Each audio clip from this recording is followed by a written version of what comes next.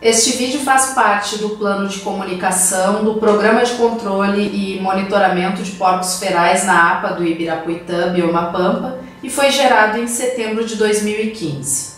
Nesse segundo vídeo, a gente vai conversar um pouco sobre o que são porcos ferais, por que deve ser feito o controle desses animais e discutir um pouco se a gente vai tratar esse controle de porcos ferais como uma fonte de recurso ou simplesmente como uma fonte de problema. Então, para começar, por que falar em porcos ferais ao invés de falar de javalis, de controle de javalis? Quando a gente começou a fazer os monitoramentos, lá desde 2009, aqui na área de proteção ambiental do Ibirapuitã, a gente começou a perceber que as populações de suínos acelvajados que vêm causando danos e se multiplicando aqui no Rio Grande do Sul, ela não é formada apenas por javalis, mas por animais com diferentes graus de cruzamento entre os javalis e os porcos domésticos. Se vocês olharem essa foto de baixo, o primeiro animal bem à direita, mais escuro e menor, ele tem bastante o aspecto físico, o fenótipo de um javali. Agora, se a gente observar este animal mais da esquerda na foto de baixo, ele é um animal branco, bem maior, tá? Mais parecido com um porco doméstico da raça Large White ou um Landrace, mas enfim, a gente percebe que não é um animal que você caracterizaria, se o enxergasse no ambiente, como um javali. Porém, os quatro andavam juntos e provavelmente são da mesma família, são irmãos ou têm algum grau de sangue muito próximo entre eles. Então, vamos conversar um pouquinho sobre a invasão biológica por javali europeu e porcos ferais e essa relação com o ICMBio. O javali ela é uma espécie exótica invasora originária da Europa. A presença de populações livres de javalis e suas cruzas no ambiente natural e os danos causados por esses animais em ambiente natural constituem uma ameaça à principal atribuição do Instituto Chico Mendes de Conservação da Biodiversidade, do ICMBio, que é garantir a conservação da biodiversidade brasileira. Segundo a União Internacional pela Conservação da Natureza, a invasão biológica é a segunda principal causa de perda da biodiversidade mundial e o javali é uma das 100 piores invasoras mundiais.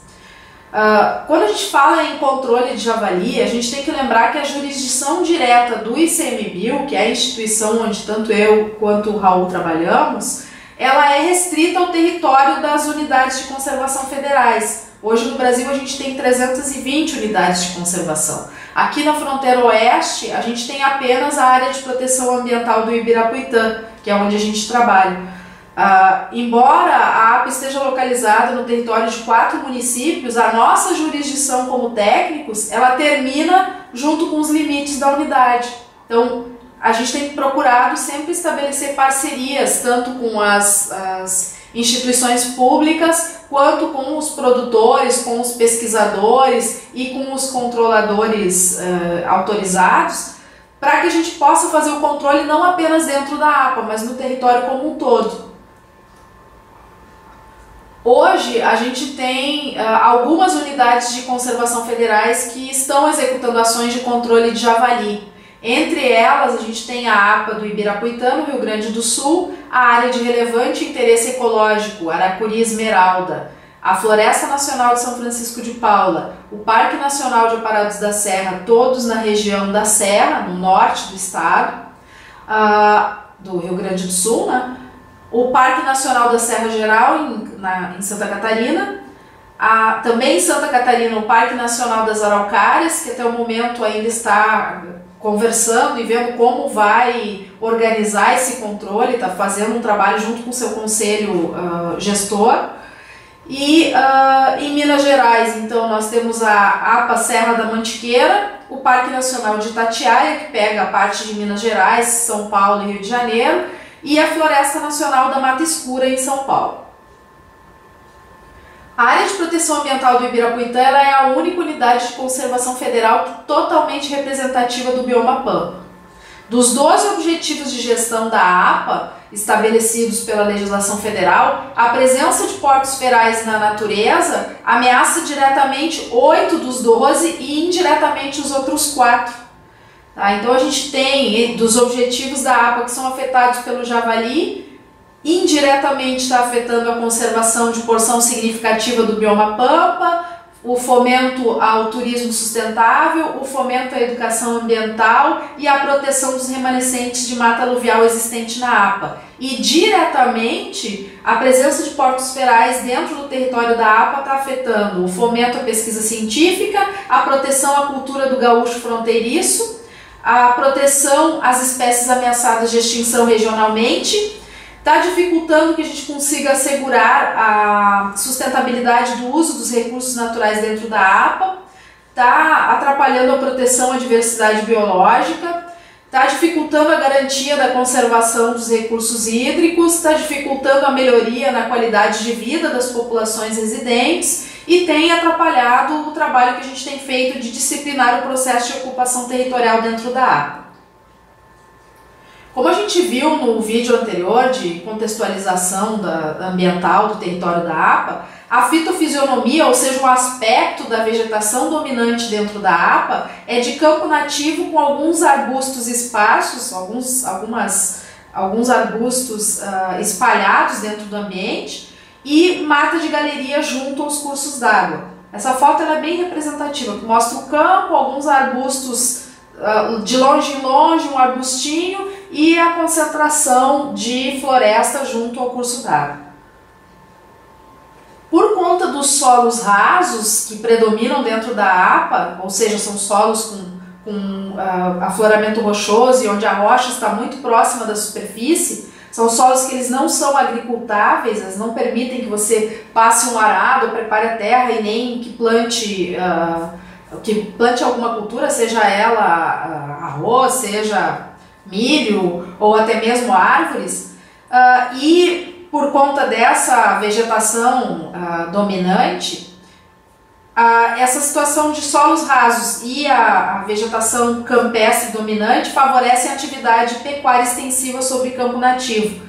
E entre a pecuária extensiva, a criação de ovinos para carne e lã e a produção de cordeiros são as atividades econômicas mais afetadas pela invasão biológica por porcos dentro da APA. Lembrando que a produção de ovinos está muito associada à pecuária familiar, onde a gente tem a propriedade rural sendo tocada pela família e a produção pecuária, principalmente de ovinos, sendo a base econômica e a base de fonte de proteína, de alimentos para essas famílias. Quando a gente começou a discutir o problema da invasão biológica por javali europeu dentro da APA, eu e o meu colega começamos a pensar como é que a gente ia tratar isso. Se a gente ia tratar ele como um recurso ou se a gente ia tratar ele como um problema. Por que a gente fez essa discussão? Porque a gente conseguiu visualizar que se você abordar como recurso, o plano de ação vai ser um. Se você abordar como problema, o plano de ação vai ser completamente diferente. E que não havia como você trabalhar a questão do javali como sendo ao mesmo tempo recurso e problema, porque os planos de ações para cada uma dessas situações são conflitantes. Por que isso? Agora a gente vai olhar com um pouco mais de calma. Quando a gente analisa o javali como um recurso, a gente percebeu que existe uma relação direta estabelecida entre reduzir a população de javalis, automaticamente reduzir também a receita de quem está explorando o recurso. O que a gente conseguiu visualizar com isso? Que se é um recurso, vai haver uma pressão para que a população de javalis não seja controlada, pois se controla a população de javalis, ou seja, se diminui a quantidade de javali no ambiente, vai estar reduzindo a receita, o rendimento em dinheiro de quem está explorando este recurso. Quais são então os efeitos colaterais da gente tratar os porcos ferais como recurso? A gente começou a analisar e imaginar o que poderia acontecer se a gente fizesse essa abordagem de porcos ferais como recurso e não como problema. A primeira situação, o primeiro efeito colateral que a gente enxergou é que, de certa forma, a gente já está estimulando as criações ilegais de porcos ferais em cativeiro como uma forma de gerar renda. Tá? O produtor ele passaria a enxergar, não, espera aí, se tem como ganhar renda com javali, então eu vou criar os javalis e vou aumentar a minha renda. Um outro efeito colateral que a gente enxergou como possível é a situação dos produtores passarem a enxergar que ter porcos ferais soltos na propriedade passa a ser interessante, pois abre novos nichos de mercado, principalmente quando a gente fala em trabalhar com turismo de caça de javali, tá? Que são algumas das propostas que têm sido meio recorrentes. Quando a gente trabalha com isso, tu acaba criando essa situação de abrir novos nichos de mercado e favorecer com que alguns produtores soltem porcos em novas áreas onde ainda não havia presença de porcos ferais em vida livre. Um outro efeito colateral disso é que a gente vai estar tornando cada vez mais economicamente inviável a criação de ovinos, a criação extensiva de ovinos. Ou seja, tu criar ovelhas soltas sobre campo nativo vai ser algo cada vez mais complicado, porque vai ter muitas perdas geradas pelo ataque desses javalis e desses porcos ferais aos cordeiros principalmente. Uma outra situação, um outro efeito colateral que a gente percebeu é que quando tu trata esses animais como recurso, significa que tu vai manter uma população razoavelmente grande deles no ambiente para garantir que quem esteja explorando esse recurso continue explorando de forma economicamente viável. Quando tu tem uma população relativamente grande de porcos ferais no ambiente, significa que tu tem um risco maior de transmissão de parasitas e doenças desses animais silvestres, desses porcos ferais, que não estão tomando nenhuma vacina, que não estão tomando nenhum vermífugo, que não tem nenhum controle sobre a situação sanitária desses animais, aumenta o risco de transmissão de parasitas e doenças destes porcos ferais para os animais silvestres, o que significa um impacto sobre a conservação da biodiversidade, e também o risco de transmissão de parasitas e doenças para animais domésticos e para seres humanos, o que significa um aumento do risco para a saúde pública e também um aumento do risco para a produção comercial de animais, tanto de bovinos quanto suínos e quanto ovinos. Outros possíveis efeitos colaterais que a gente observou com a manutenção dessa população relativamente grande de javalis e de porcos ferais na natureza é que a gente vai continuar tendo danos físicos e contaminação de nascentes e cursos d'água por conta da presença desses animais e da interação desses animais com esses ambientes. Uma outra situação é a contaminação de porcos domésticos, que pode ocorrer e acabar ocasionando o fechamento do mercado para exportações de carne suína. Outro risco é da contaminação através dessas populações de porcos ferais, a contaminação de rebanho doméstico com aftosa e consequências econômicas tanto para pecuaristas, que vão ter que abater os seus animais contaminados e obviamente vão ter uma perda de produtividade e de lucratividade, para o governo, que vai ter que pagar indenizações para os pecuaristas, vai ter que gastar com ações de abate, com ações de destruição de carcaças contaminadas, entre outros efeitos que advêm dessa necessidade de abate de animais contaminados com aftosa. E ainda temos o efeito sobre os consumidores, sobre a dona de casa, porque se a gente tem um abate de animais que foram afetados pela aftosa, automaticamente a gente vai ter uma redução na oferta de carne. Tendo uma redução na oferta de carne, o preço de carne aumenta no supermercado, aumenta no açougue e o consumidor também vai ser lesado. Outro possível efeito colateral é que o aumento exponencial da população de porcos ferais, ou seja, a gente tem esses porcos na natureza, se abate um pouco para gerar lucro para quem está explorando esses animais, mas eles seguem aumentando, a população deles segue aumentando. E junto com o aumento dessa população, aumenta também os danos ambientais e econômicos associados a eles, que são predação de ovos e de animais silvestres, predação de animais domésticos, aumento de acidentes em estradas por colisão de veículos com esses porcos ferais atravessando de um lado ao outro, Aumento da proximidade com populações humanas significa um maior risco de ataques, tá? E ainda a gente tem como possível efeito colateral a extinção de espécies nativas, tanto de fauna quanto de flora, nas áreas que estiverem infestadas por porcos ferais. Quando a gente analisou esses possíveis efeitos colaterais de tratar os porcos ferais como recurso, a gente percebeu que eles afetam negativamente os objetivos de criação e de gestão da APA do Ibirapuitã, bem como também estão ameaçando a principal atribuição do ICMBio, que é a conservação da biodiversidade. Tá, a gente olhou a situação de tratar porcos ferais como recurso, mas e se a gente tratar os porcos ferais como um problema? Por que eles são problema? Eles são problema porque eles podem transmitir doenças para os animais domésticos, para os animais silvestres e para os seres humanos.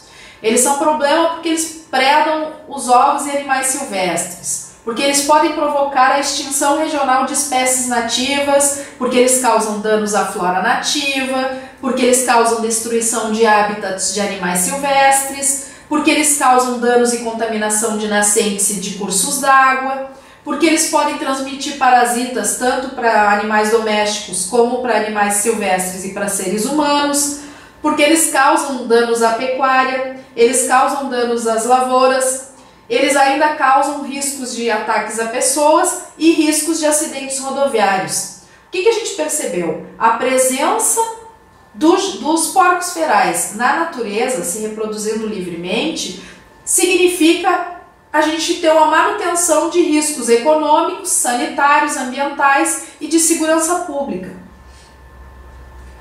Em julho de 2013, a gente teve um acidente bastante grave, embora não tenha havido maiores danos para as pessoas, felizmente.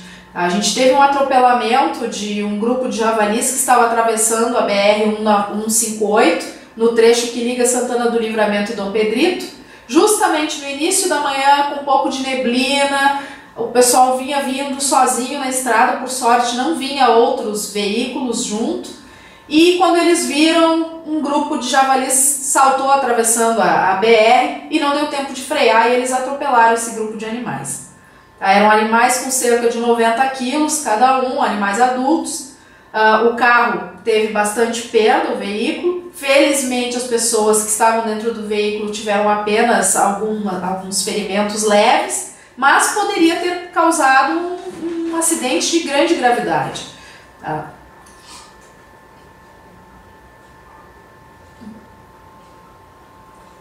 Quando a gente analisou a situação dos porcos ferais como sendo um problema, a gente percebeu que existe uma relação direta entre reduzir a população de porcos ferais e reduzir também os riscos e danos econômicos, sanitários, ambientais e de saúde pública. A gente percebeu que a permanência de populações de javalis, javaporcos e porcos acelvajados na vida livre, ou seja, soltos na natureza, ela é indesejável, pois ela potencializa os danos e os riscos. Isso fez com que a abordagem adotada pelos técnicos aqui da APA do Ibirapuitã seja de que porcos ferais são sim um problema para a unidade de conservação e por isso devem ser adotadas medidas de controle voltadas a eliminar ou reduzir drasticamente as populações destes animais existentes dentro da APA e nos municípios que abrigam a unidade de conservação. Quando a gente passa a ter esse entendimento de que eles são um problema e que a gente precisa eliminar e reduzir drasticamente, significa que ações que abordem porcos ferais como recurso, ou seja, para que seja viável, deseja-se que se mantenha no ambiente uma quantidade razoável de animais soltos, elas devem ser proibidas e coibidas no interior da APA. Por quê? Porque essa abordagem como recurso ela vai exatamente contra ao que foi observado aqui no slide anterior, que é essa situação de redução de população de porcos ferais estar diretamente relacionada com a redução de riscos e danos.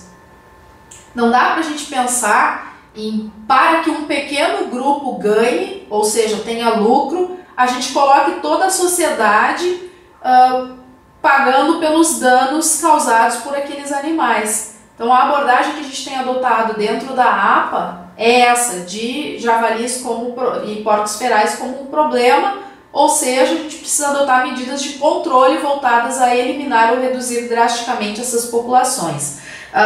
Essa não é uma decisão que ela é fácil, ela não é uma decisão que ela é totalmente confortável, mas ela é uma decisão que precisa ser técnica. Se nós trabalhamos em uma unidade de conservação, e a unidade de conservação da biodiversidade do bioma pampa, o javali ele é um indivíduo estranho a esse ambiente. Tá? E como a gente não consegue, por outros meios, retirar ele do ambiente, inevitavelmente a gente passa por uma necessidade de sim ter que fazer a captura e abate desses animais para reduzir essas populações em vida livre. A gente entende que não vai conseguir fazer a erradicação, ou seja, não vai conseguir acabar com todos os porcos ferais que estão soltos dentro da APA e na região da APA, mas a gente vai trabalhar e vem trabalhando e vai seguir trabalhando nessa linha de tentar reduzir ao máximo possível essas populações de porcos ferais, para também com isso reduzir ao máximo possível todos os danos não só ambientais, mas também voltados a danos econômicos, principalmente os danos econômicos que estão afetando a população que mora dentro da APA, que são em grande maioria pecuaristas familiares, tá? E que são objeto do nosso trabalho também como gestores da área de proteção ambiental do Ibirapuitã, mas a gente também está pensando muito nessa parte da conservação da biodiversidade, que ela é incompatível com a presença dessas populações de porcos ferais dentro da água. Bom, para essa apresentação que a gente tinha era isso. Na próxima apresentação, no próximo vídeo, a gente vai tratar um pouco sobre controle de porcos ferais e a análise de alguns equívocos que normalmente surgem quando a gente fala em controle de porcos ferais. Então eu aguardo vocês nos próximos vídeos. No caso de terem dúvidas, críticas ou sugestões, a gente pede que vocês escrevam para a gente no e-mail javalinobiomapampa@gmail.com. Como a gente falou lá no início, a ideia deste programa de comunicação é não só passar as experiências que a gente tem tido dentro da unidade de conservação e fora da unidade com os parceiros que a gente tem conseguido, com as parcerias que a gente tem conseguido estabelecer até agora, mas principalmente conseguir ouvir de vocês quais são as críticas e sugestões, onde é que a gente pode melhorar, o que estão fazendo em outras regiões do estado, ou em outras regiões do país, ou até mesmo em outros países, para controle de porcos ferais e que possam ajudar a gente, principalmente nessa abordagem de javali como problema, não como recurso. Tá? Então a gente aguarda as contribuições de vocês, de novo, repetindo, no e-mail javalinobiomapampa@gmail.com. Até mais, até o próximo vídeo.